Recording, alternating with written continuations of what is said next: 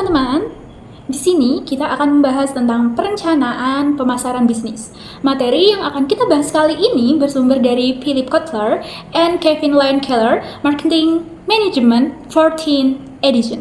Untuk membahas materi ini, kita akan membuat dua bab. Bab yang pertama yaitu Designing and Managing Services, artinya perencanaan dan pengelolaan jasa. Ngomong-ngomong tentang jasa, apa sih karakteristik utama jasa? Jasa memiliki 4 karakteristik utama yang membedakannya dari produk fisik. Yang pertama yaitu tidak berwujud.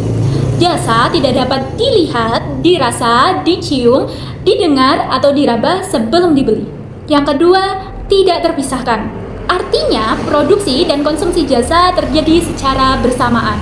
Yang ketiga, variasi. Maksudnya, kualitas jasa dapat sangat bervariasi tergantung siapa yang memberikannya, kapan, dan di mana. Dan yang terakhir, yaitu yang keempat, tidak tahan lama. Jasa tidak dapat disimpan atau diinventarisasi untuk digunakan di masa depan. Berikut ini 7P dalam pemasaran jasa. Yang pertama yaitu produk, berisi penjelasan mengenai bentuk layanan yang ditawarkan. Yang kedua yaitu price, berisi penjelasan mengenai detail harga dari layanan yang ditawarkan tersebut. Dan yang ketiga place, berisi penjelasan mengenai tempat atau lokasi pelayanan. Yang keempat yaitu promotion, berisi penjelasan mengenai berbagai promosi yang digunakan baik melalui media online ataupun offline. Yang kelima yaitu people, berisi penjelasan mengenai siapa saja yang terlibat dalam layanan jasa. Yang keenam yaitu proses, berisi penjelasan mengenai proses dalam pelayanan jasa. Dan yang terakhir nomor 7 yaitu physical evidence, berisi bukti fisik seperti testimoni pelanggan dari layanan yang ditawarkan, kemudian ada video branding, poster, dan juga brosur. Nah, selanjutnya kita akan membahas cara meningkatkan loyalitas pelanggan. Setelah harapan pelanggan dikelola dengan baik, langkah selanjutnya adalah menciptakan loyalitas. Pelanggan yang loyal akan kembali merekomendasikan kepada orang lain dan menjadi aset jangka panjang bagi perusahaan. Nah, yang pertama, fokus pada retensi bukan hanya akuisisi.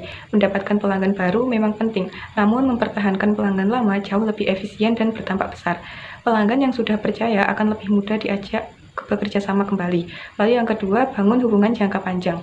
Loyalitas tumbuh dari pengalaman yang positif dan berkesan. Jaga kualitas produk, berikan pelayanan yang ramah dan personal, serta pertimbangkan sistem penghargaan seperti program loyalitas atau diskon khusus sebagai bentuk apresiasi. Untuk selanjutnya yaitu materi bab 2, yaitu Developing Pricing Strategies and Program, mengembangkan strategi dan program penetapan harga. Peran harga dalam strategi pemasaran. Harga memiliki peran yang sangat strategis dalam bauran pemasaran, atau yang sering kita kenal sebagai 4P, yaitu produk, price, place, dan promotion. Dari keempat unsur tersebut, harga adalah satu-satunya elemen yang secara langsung menghasilkan pendapatan. Mari kita lihat lebih lanjut peran penting harga dalam strategi pemasaran. Yang pertama, harga merupakan sumber pendapatan utama bagi perusahaan, berbeda dengan elemen lain seperti promosi atau distribusi yang lebih bersifat sebagai biaya. Yang kedua, harga berpengaruh langsung terhadap permintaan, tingkat keuntungan, dan bahkan persepsi konsumen terhadap citra merek. Harga yang terlalu tinggi bisa membuat produk terlihat eksklusif, tetapi juga bisa menurunkan volume penjualan. Yang ketiga, harga adalah alat kompetitif yang paling cepat dan fleksibel, terutama saat kondisi pasar berubah. Penyesuaian harga dapat dilakukan lebih cepat dibandingkan mengubah produk atau distribusi. Untuk selanjutnya yaitu analisis pesaing dan respon pasar. Dalam menetapkan harga, perusahaan harus mempertimbangkan beberapa faktor penting, antara lain harga yang ditetapkan oleh pesaing, kualitas produk yang akan ditawarkan, serta nilai atau manfaat yang akan dirasakan oleh pelanggan. Oleh karena itu, perusahaan perlu melakukan langkah-langkah berikut ini. Yang pertama, memantau harga dan penawaran pesaing. Hal ini dapat dilakukan dengan mengamati harga, promo, dan keunggulan produk pesaing secara rutin. Yang kedua, dengan menganalisis reaksi konsumen dengan memahami bagaimana konsumen merespon perbedaan harga. Dan yang terakhir, yaitu ketiga, menentukan respon harga strategis dengan menyusun kebijakan harga yang tepat untuk menghadapi pesaing. Berikut ini adalah metode penetapan harga. Yang pertama yaitu markup pricing. Perusahaan menetapkan harga dengan menambahkan beberapa persen keuntungan di atas biaya produksi. Yang kedua yaitu Target return pricing, penetapan harga didasarkan oleh keinginan untuk mencapai target keuntungan tertentu, misalnya keinginan untuk mencapai target pengembalian modal dalam 5 tahun.